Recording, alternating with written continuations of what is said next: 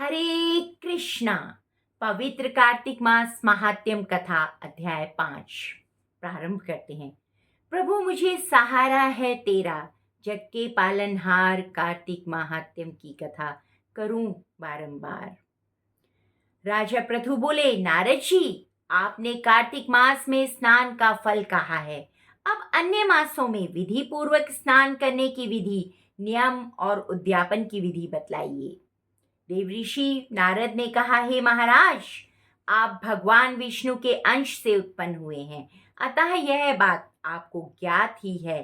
फिर भी आपको यथाचित विधान बतलाता हूँ। अश्विन मास में शुक्ल पक्ष की एकादशी से कार्तिक मास के व्रत करने चाहिए। ब्रह्म मुहूर्त में उठकर जल का पात्र लेकर गांव से बाहर पूर्व अथवा उत्तर दिशा में जाना चाहिए। उसके बाद जो मनुष्य मुख शुद्धि नहीं करता, उसे किसी भी मंत्र का फल प्राप्त नहीं होता। अतः दांत और जीभ को पूर्ण रूप से शुद्ध करना चाहिए और निम्नलिखित मंत्र का उच्चारण करते हुए दातुन तोड़नी चाहिए। हे वनस्पते, आप मुझे आयु, कीर्ति, तेज, प्रज्ञा, पशु, संपत्ति, महाज्ञान, बुद्धि और विद्या प्रदान करो।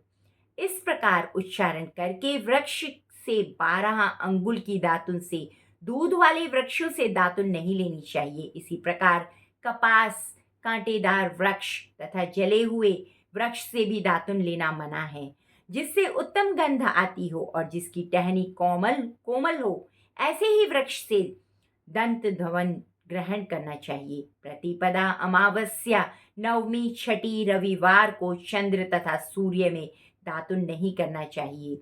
तत्पश्चात भली भांति स्नान करके फूल, माला, चंदन और पान आदि पूजा सामग्री लेकर प्रसन्नचित्त एवं भक्ति पूर्वक शिवालय में जाकर सभी देवताओं की अर्घ्य, आचमनीय आदि वस्तुओं से पृथक पृथक पूजा करके प्रार्थना एवं प्रणाम करना चाहिए।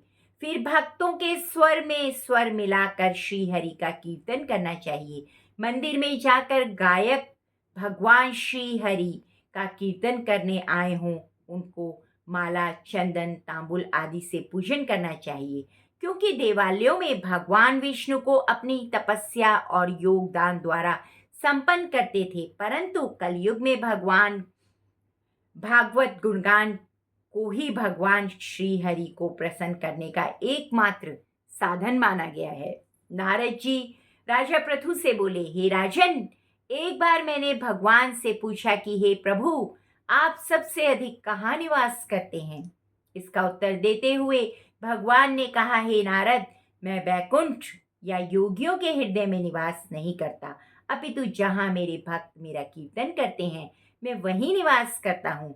जो मनुष्य चंदन, माला आदि से मेरे भक्तों का पूजन करते हैं, उनसे मेरी ऐसी प्रीति होती है जैसे कि मेरे पूजन से नहीं हो सकती। नारद जी ने फिर कहा, शीरीष, धतूरा, गिरिजा, चमेली, केसर, कंदार और कटहल के फूलों व चावलों से भगवान विष्णु की पूजा नहीं करनी चाहिए।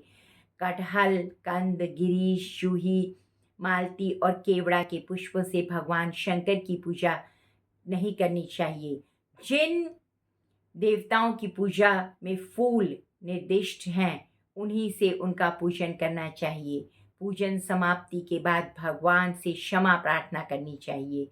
हे सुरेश्वर, हे देव, ना मैं मंत्र जानता हूँ ना क्रिया, मैं भक्ति से ही हीन हूँ।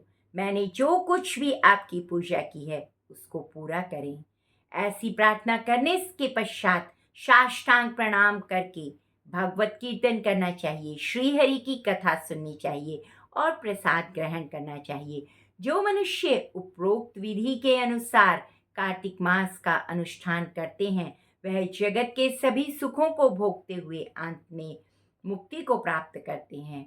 और कार्तिक मास में दामोदर अष्टकम जरूर पढ़ना चाहिए, तुलसी महारानी जी की आरती और उनको दीपदान जरूर करना चाहिए। धन्यवाद। अगली कथा लेकर जल्दी आते हैं। आपका दिन मंगल हो।